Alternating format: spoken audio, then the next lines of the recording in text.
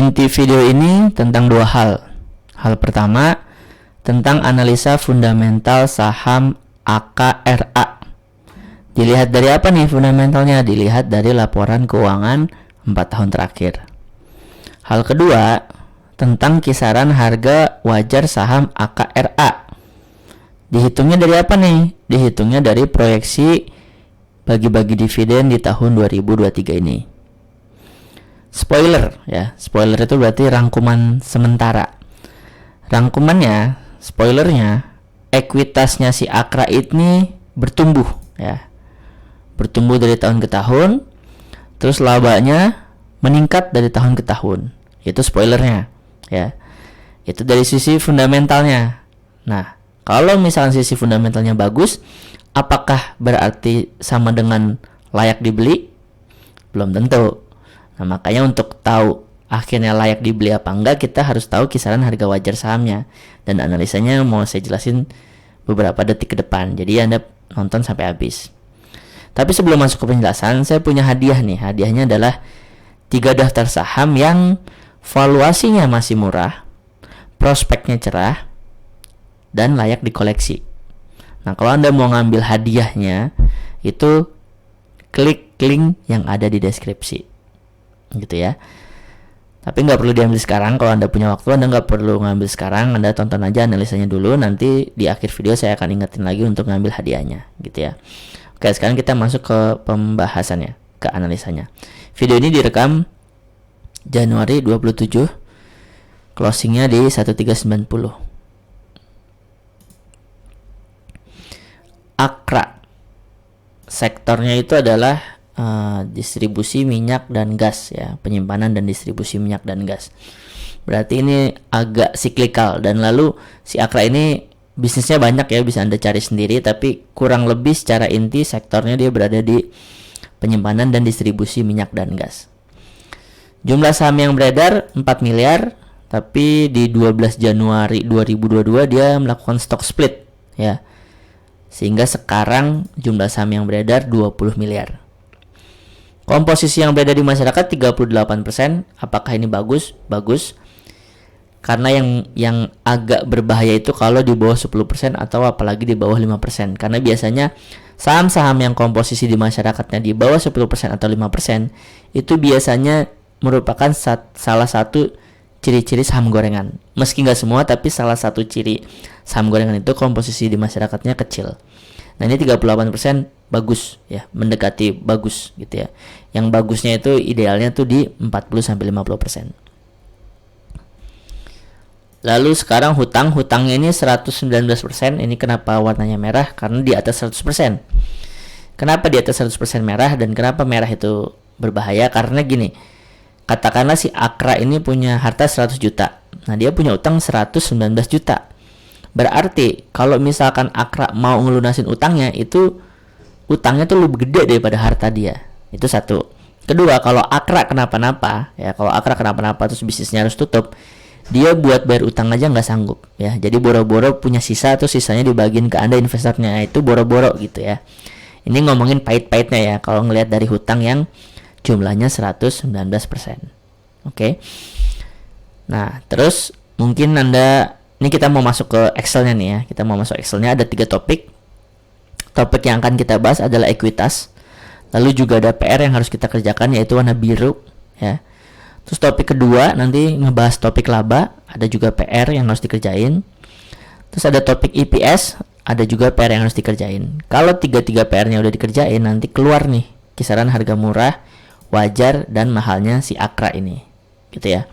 Sebelum saya masuk, bagi Anda yang baru pertama kali banget nonton video dari channel kami, channel Saham Nyantai, cara bacanya gini.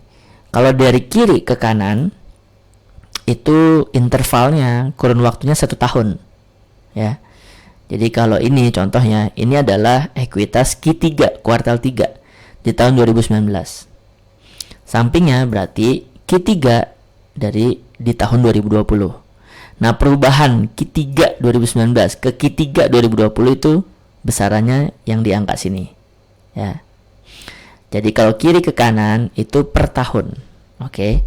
Kalau atas ke bawah itu intervalnya per 3 bulan ya. Jadi kalau ini Q3 Akra di tahun 2019, ini Q4 Akra di tahun 2019. Perubahannya berapa? Ini naik 2%. Gitu cara bacanya ya. Oke. Kita mulai dari topik ekuitas. Ekuitas Akra ini sekarang ada di 10,1 triliun, 10,1 T. Di mana 10,1 T ini adalah ekuitas terbesar selama 4 tahun terakhir ya. 2019 8,1, 20 8,5 T, 21 9 T, sekarang 22 10,1 T. Jadi ini ekuitas Akra terbesar selama 4 tahun terakhir. Terus kalau dari tahun ke tahun ya, ini juga naik terus nih, ningkat ya. 2019 ke 2020 naik 4%. 20 ke 21 naik 6%. 21 ke 22 naik 12% ya. Jadi secara ekuitas ekuitas terbesar selama 4 tahun terakhir, lalu konsisten bertumbuh selama 3 tahun terakhir, naik terus gitu ya. Nah, ekuitas kalau bagi Anda yang belum tahu, mungkin Anda trader gitu ya, nonton video ini mungkin. Ekuitas itu adalah harta dia di luar utang ya. Kalau ibaratnya ekuitas itu adalah orang ya, ekuitas itu kayak jumlah uang yang ada di rekening kita gitu ya, di rekening bank gitu ya. Nah, itu ya ekuitas. Nah, kalau orang itu jumlah uang yang ada di rekening, kalau dikesahamin itu disebutnya ekuitas gitu ya. Nah, sekarang PR kita adalah mengerjakan berapa besarnya perubahan dari Q3 ke Q4 di tahun 2022 ini gitu ya. Oke, kita flashback aja ke 3 tahun belakang. Di 2019 Q3 ke Q4 terjadi perubahan 2%. Di tahun 2020 Q3 ke Q4 nya naik 3%. Di 2021 Q3 ke Q4 nya naik 4%. Nah, sekarang 2022 berapa nih? Nah, ini yang harus kita tulis. Di sini saya pakai angka 4%. Kenapa? Karena ya menganggap bukan pas pandemi kan pada rontok, juga bukan sebelum pandemi. Jadi saya pakai angka yang kalau saya ditanya yakinnya sih di atas 4%, tapi ya udah saya pakai angka 2021. Seakan-akan ceritanya Akra ini nggak terjadi perubahan gitu kenaikannya. Jadi saya pakai 4% di sini. Nah, udah oke. Udah keluar nih. Ini prediksi kita. Ini yang kuning prediksi. Selain warna kuning ini data-datanya fakta gitu ya. Yang biru adalah prediksi, yang biru adalah asumsi kita, yang kuning, kotak kuning adalah prediksi dari hasil kita berasumsi. Oke. Topik ekuitas selesai. PR ekuitas selesai ya. Nah, sampai sini nih saya mau intermezzo dulu nih. Jadi sebagai saya yang bikin video ini, saya sih berharap ya, kalau ada orang yang ngetik analisa saham Akra di YouTube gitu ya, saya berharap video ini tuh direkomendasiin sama YouTube gitu, ditaruh di paling atas gitu. Nah, tapi kalau mau keinginan itu saya terkabul ya, mau ditaruh di paling atas sama YouTube, maka video ini tuh harus ada engagementnya, harus ada interaksi. Nah, interaksi itu salah satunya adalah like dan komen. Oleh karena itu, dengan kerendahan hati saya, buat Anda yang masih nonton video ini, saya minta Anda untuk like video ini, terus tulis Akra di komen ya. Itu aja kok permintaan saya ya. Like video ini, tulis Akra di komen. Udah? Kalau udah, terima kasih banget ya. Oke, kita masuk ke topik berikutnya, topik laba. Topik laba kalau misalkan dijadiin ke orang ya, biar kita gampang memahaminya, laba itu adalah gajian ya. Jadi ekuitas itu adalah uang di rekening, laba itu adalah gajian. Oke. Secara laba ya, 2022 ini Q3 kuartal 3 itu laba terbesar selama 4 tahun terakhir ya. 2019 565 miliar, 20 665 miliar, 21 796 miliar, 22 1,5 triliun. Ya, jadi laba terbesar nih sekarang selama 4 tahun terakhir. Secara growth ya, secara kenaikan laba juga naik terus nih. Tahun ke tahun naik ya. Ini naik 18% ya dari 2019 ke 2020, terus 20 ke 21 naik 20%, 21 ke 22 naik 96%, ya. Jadi laba terbesar selama 4 tahun terakhir dan juga konsisten meningkat labanya dari tahun ke tahun selama 3 tahun terakhir. Nah, kalau misalkan laba naik, ekuitas naik, ini sinkron, ya. Ini sejalan. Ini masuk akal, ya. Kalau dikeorangin, ada orang gajiannya naik, masuk akal kalau dia rekeningnya naik, gitu ya.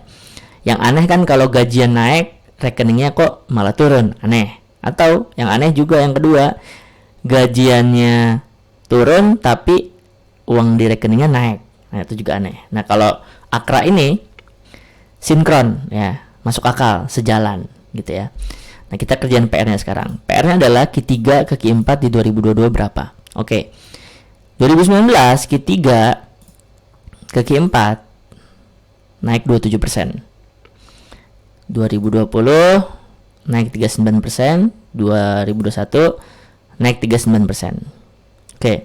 Di sini saya akan pakai 39%. Kenapa? Lagi-lagi saya samain seakan-akan 2022 ini performanya sama kayak 2021. Kenapa saya samain? Kalau misalkan hasilnya ternyata nanti lebih tinggi, ya kita tinggal alhamdulillah doang. Tapi pas kita lagi ngitung valuasi, ya kita harus pakai hitungan yang konservatif, yang nggak terlalu optimis, biar kalau hasilnya ternyata lebih rendah atau ketebak atau tepat, ya kita tahu valuasi yang mendekati sebenarnya, gitu ya. Jadi di sini saya tulis 39%. Disamain sama 2021. Ya. Secara 3 tahun terakhir juga tradisinya, ya, Q3 ke Q4 selalu naik, gitu ya, AKRA, gitu ya. Oke, topik ekuitas selesai, topik laba selesai. Sekarang topik EPS. EPS itu kalau diibaratin orang lagi, ya, biar Anda paham, EPS itu adalah topik tentang sedekah, ya.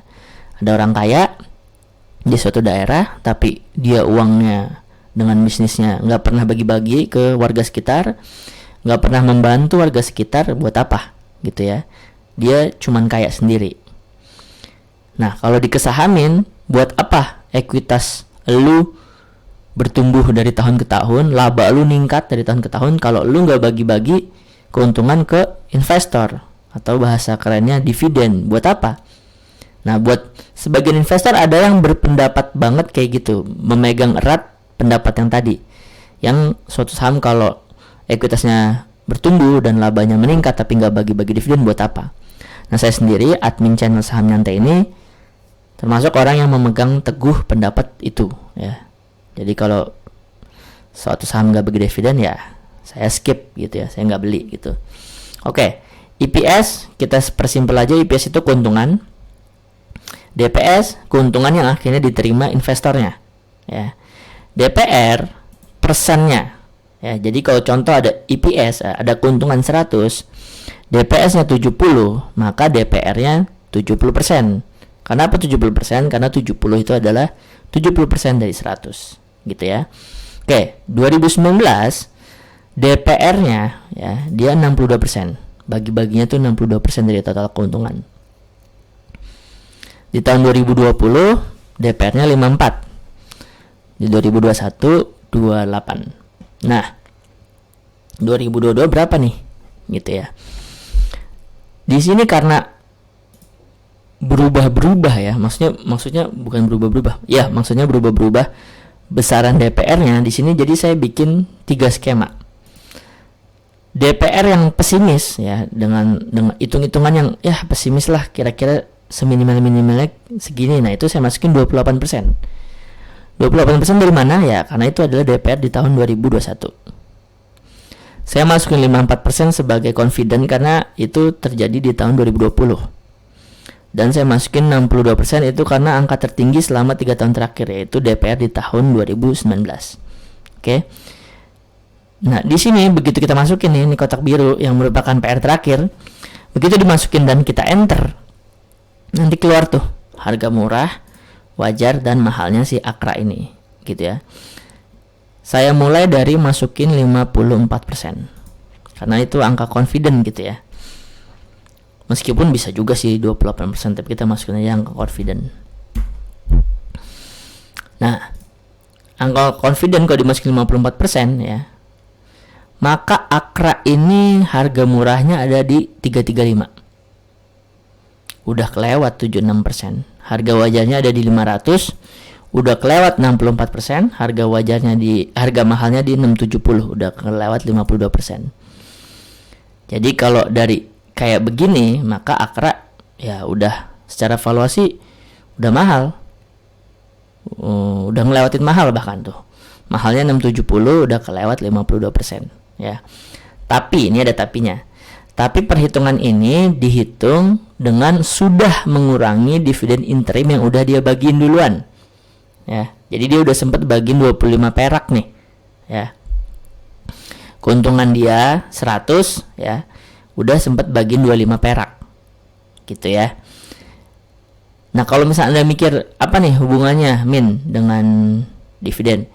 Ya, valuasinya udah dikurangin seperti ini. Ya, jadi ngitung valuasi ada yang memperdulikan dividen interim, ada yang nggak memperdulikan, ya. Maksudnya gimana? Maksudnya gini, itu terkait dengan kesiapan Anda untuk memegang ini Akra ini dalam waktu berapa lama gitu. Kalau contoh dalam hati Anda udah siap, oh gini Min, kalau misalkan valuasinya mah wajar-wajar aja, saya siap masukin uang saya Min, dan saya siap ngehold 1 tahun atau 2 tahun. Nah, kalau misalkan kayak gitu, berarti perhitungannya nggak usah pakai ngitung-ngitung dividen interim, ya. Kita ngitungnya dividen biasa, gitu.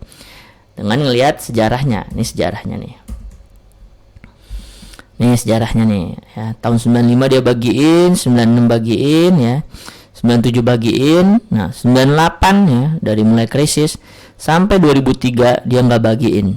Ya mungkin hancur kali ya dia pas lagi krisis ekonomi 98 ya. Terus 2004, 5, 6, 7, 8, 9, 10, 11 bagiin. 12, 13, 14, 15, 16, 17, 18, 19, 20, 21, 22 bagiin. Nah, jadi secara sejarah ini saham si Akra ini dia rutin bagi dividen. Sekalinya dia bolong itu tahun 98. Mungkin emang itu 98 krisisnya parah banget. Si Akra ini mungkin yang kena dampaknya banget, sehingga dia sampai liburan bagi dividen dari tahun 98 sampai tadi 2000 berapa tuh? Sampai 2003 dia baru bagiin lagi gitu ya. Jadi lumayan lama tuh dia recovery-nya, pemulihannya dia lumayan lama. Tapi setelah itu sampai tahun ini ya dia bagi dividen terus gitu. Jadi secara rutin nih, Akra ini rutin gitu ya. Nah, terus kaitannya adalah yang tadi, kalau misalnya memang rutin, ya udahlah, nggak usah ribet-ribet Min, saya nggak mau ngitung-ngitung dividen interim. Udah kasih aja valuasi saya tanpa ngitung dividen interim. Saya siap ngehold setahun 2 tahun. Oke, kalau Anda mau kayak gitu, ini dividen interimnya saya bisa delete ya. Saya tulis dulu 25 biar nggak lupa. Nah, kalau misalnya nggak pakai ngitungin interim, maka kisaran harga wajarnya saham si Akra ada di 585 nih murahnya. Udah kelewat 58%. Wajarnya 877. Udah kelewat 37%. Mahalnya di 1170. Udah kelewat 16%. Jadi, kalau misalkan kita nggak mau ngitungin interimnya sekalipun, ini juga valuasinya udah mahal, udah kelewat mahal. Maksudnya mahalnya aja di 1100, dia udah kelewat 16% karena sekarang harganya ada di 1390 gitu ya. Nah, itu ingat loh, itu tadi dengan anggapan DPR-nya 54% ya. Misalkan ternyata DPR-nya 28% nih ya. Tahun 2023 ini dia ternyata baginya hanya 28%, maka valuasinya adalah, nah, kalau 28% lebih miris lagi nih ya. Ke harga wajarnya udah kelewat 67%, ke harga mahalnya udah kelewat 56%. Tapi bisa aja dong Min, dia 62%, bisa aja. Dengan misalkan Anda menganggap kan dia ekuitasnya terus bertumbuh Min, ya kan? Labanya terus meningkat, ya mungkin dia DPR-nya bagi-baginya dia kali ini gede lagi kali Min. Ya bisa aja 62% kita masukin ya. Nah, 62% ternyata kalau dia bagi-bagi 62% ya, itu juga udah kelewat dari harga wajarnya, udah nyentuh harga mahal ya. Harga mahalnya juga kelewat 3% ya. Jadi udah menyentuh harga mahal gitu. Jadi Ya kalau DPR-nya 62% pun ini juga udah kelewat gitu. Nah kalau misalnya Anda yakin bahwa suatu saham itu harganya akan ke fundamentalnya dalam jangka waktu panjang, ya berarti mungkin Akra ini akan di situ-situ aja.